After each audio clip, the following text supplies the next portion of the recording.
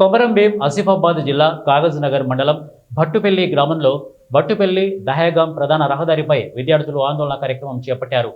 JD చేనులో ఉన్న పాఠశాలకు వెళ్లే దారి ప్రమాదకరంగా ఉందని, వర్షాకాలం వాన నీటి వల్ల స్కూలుకు వెళ్లే దారి అంతా బురదమయంగా ఉంటుందని, వెంటనే అధికారులు స్పందించి స్కూలుకు వెళ్లే దారి ఇక వేయాలంటూ విద్యార్థులు రోడ్డు మీద ధర్నా చేపట్టినటువంటి అంశం మనకు కనపడుతోంది.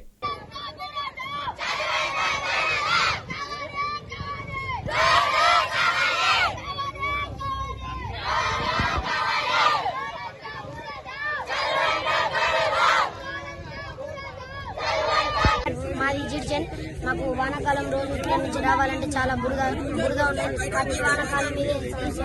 పక్క పొంటి నాలి ఉంది, 10 ఫీట్స్ ఉన్నది. అలా పడితే జారి బతికే ఛాన్సెస్ లేవు నాకు రోజు. అలాగే బురదతో రావడం వల్ల పాయింట్లన్నీ చిల్లుతున్నాయి.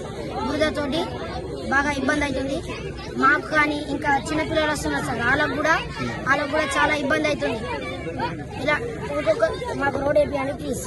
మీకు ఇదొకటితో ఉందా స్కూల్కు రావడానికి? ఇంకేమైనా వేరేతో ఉందా? ఇదొకటేనా?